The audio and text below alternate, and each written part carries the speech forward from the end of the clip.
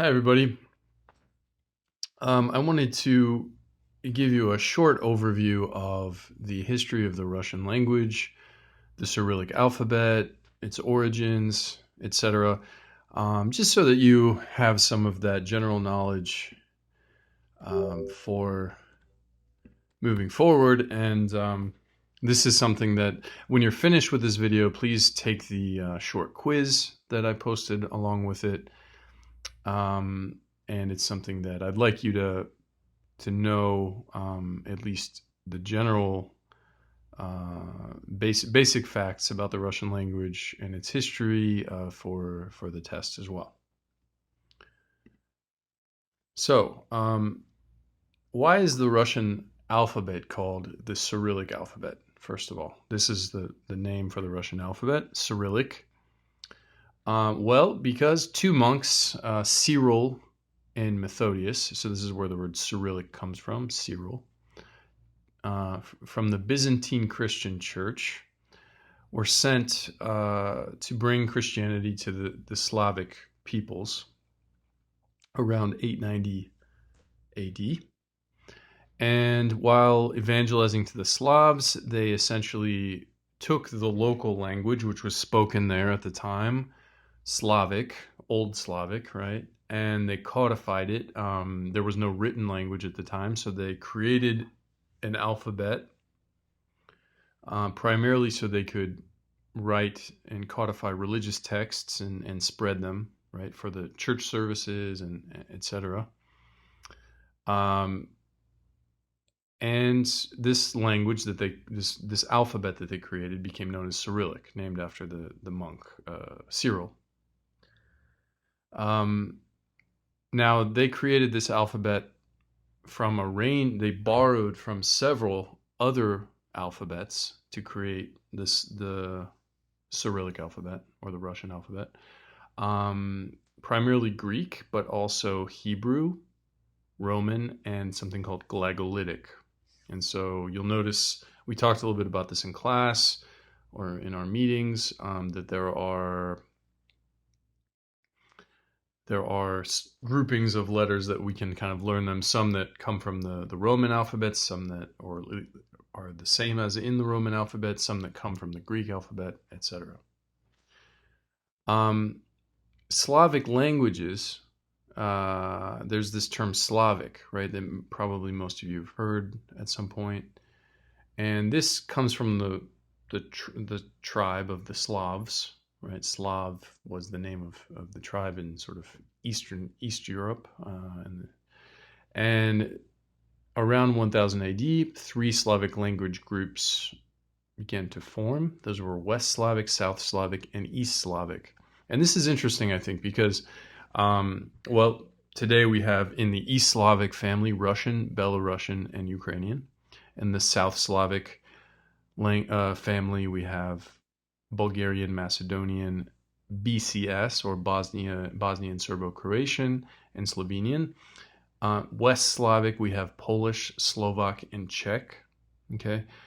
And basically what this means is that those languages were closer geographically and culturally to each other within those subgroupings. And so Russian, Ukrainian, and Belarusian, especially Russian and Ukrainian, are extremely similar to each other, right? Sometimes people even argue that Ukrainian, one is a dialect of the other.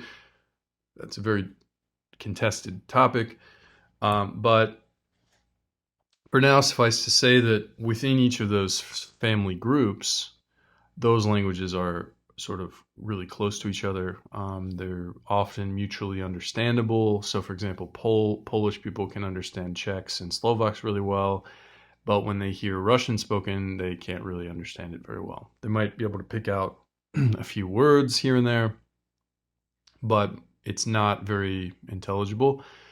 So basically, Slavic, the old Slavic language, we can think of it as like evolution, spread out to different regions and then evolved in different directions into East Slavic, South Slavic, and West Slavic.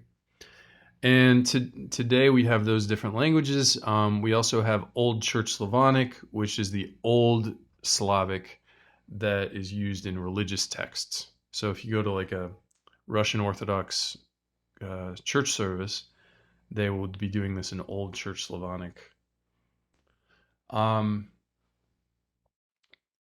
There have been a number of significant kind of milestones or developments in Russian language over the many centuries since Cyril and Methodius, right? Between 14th and 17th centuries, there were two languages simultaneously used in Russia. One was sort of everyday spoken Russian, and the other was Old Church Slavonic, the liturgical language used in the church, but also was much more sort of integrated into everyday speech as well at that time. Today, no one uses, except maybe monks and priests when they walk around monasteries, but no one uses these Old Church Slavonic phrases the way they used to. But these were sort of the two faces of Russian language in the 14th to 17th centuries. The alphabet in Russian has been modernized twice. In other words, reformed and updated in 1708 under the reign of Peter the Great, and in 1917 during the Russian Revolution, Bolshevik Revolution. For example, at that time in 1917, they eliminated a letter called the yat, which looks like this, right? It was deemed basically unnecessary, redundant. They got rid of it. And many other things happened as well in terms of language, kind of making it more uniform in the Soviet Union at that time. A bit more about the modern evolution of Russian. In the 18th century, Russian absorbed a lot of elements from other European languages. This is, of course, the period of various major empires, French, German, British, and especially the French language and French culture had a major, major impact on Russian culture and language. And around the time of the 1700s and the 1800s, in fact, Russian aristocracy, upper class, would speak French almost as a second native language. So they were tutored. They had French tutors, and there was Francophilia, really a sort of obsession or an admiration for French language and culture in Russia in the 17 and 1800s. In the 19th century, the dialect spoken in Moscow became the official language in the Russian Empire.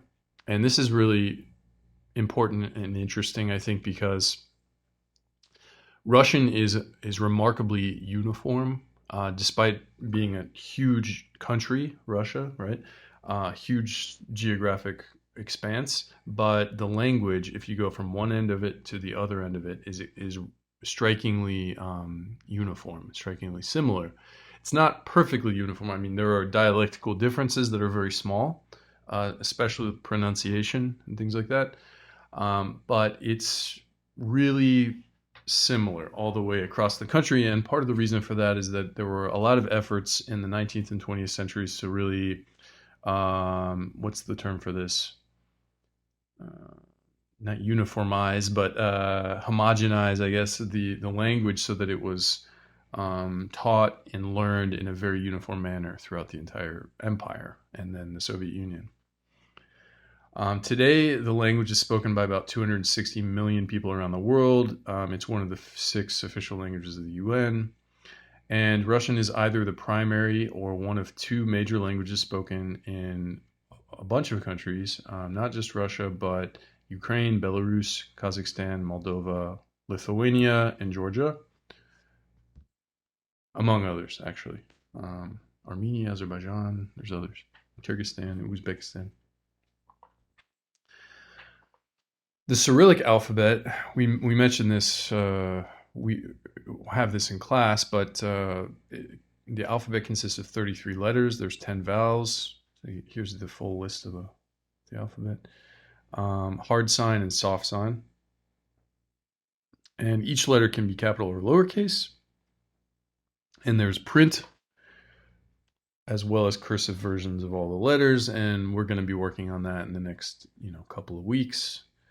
For now, we're going to be imitating the print version, but very quickly we'll start to learn the cursive as well. Okay.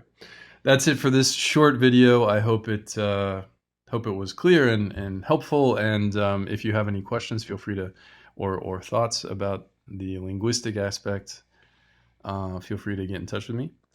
Otherwise, I'll see you soon.